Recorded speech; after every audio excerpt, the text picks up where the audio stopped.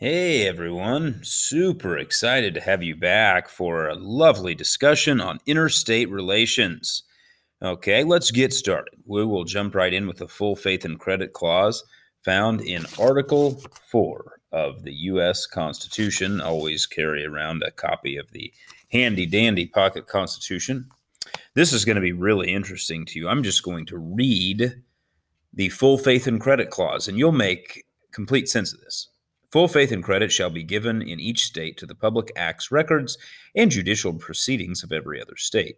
And the Congress may, by general laws, prescribe the manner in which such acts, records, and proceedings shall be proved, and the effect thereof. What in the world does that mean? Basically, it means that if there is a court decision that is made in one case, if there is a legal document that is issued in one state, then it is legal and must be recognized in all of the other states. So, for instance, let's give you some examples that will make this hopefully make a lot more sense. If my wife and I got married in Chillicothe, Missouri, and we are still married, we have our marriage license from the state of Missouri. Does that mean that when we go on vacation to the exotic state of Iowa, are we still married in Iowa? Absolutely, we're still married in Iowa. If, for instance, I were to have a restraining order against another human being um, in the state of Missouri, if I went on that same vacation to Iowa, do I still have a restraining order against that person? Absolutely. That judicial ruling is still in place. So legal documents, judicial rulings, etc., travel with you from state to state. That's what the full faith and credit clause is. Extradition has to deal with states have to cooperate with one another when extraditing or removing criminals. So what that means is if I leave school one day and I decide that I am going to rob the Quick Trip in Platte City, and so I do that. And on the way out, I decide that I am going to need a firearm, so I steal a firearm.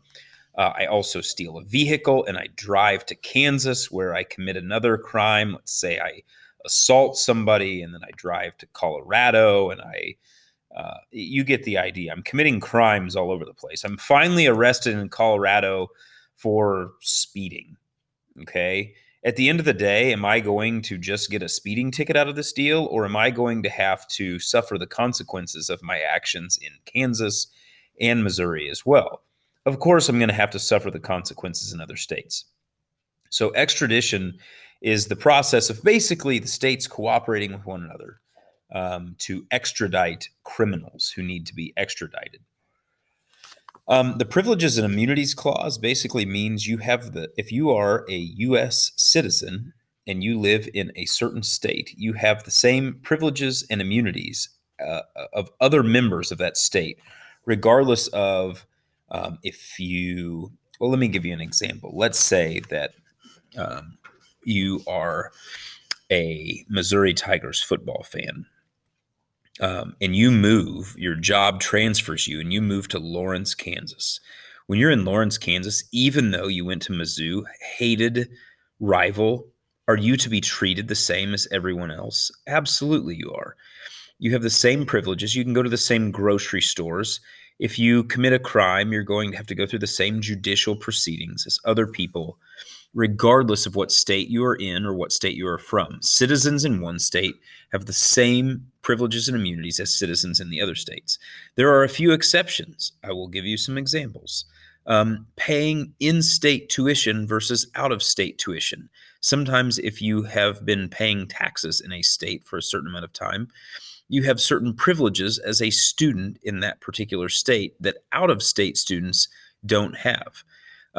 Things like fishing licenses or gaming tags are oftentimes more expensive for people who are out of state versus in state. So there are some examples where you don't get the same privileges and immunities as everybody else. But in terms of big picture stuff, if you are a citizen of one state in the United States, you have the same privileges as any other citizen, even if you move to a different state. So hopefully that makes sense. Thank you for watching.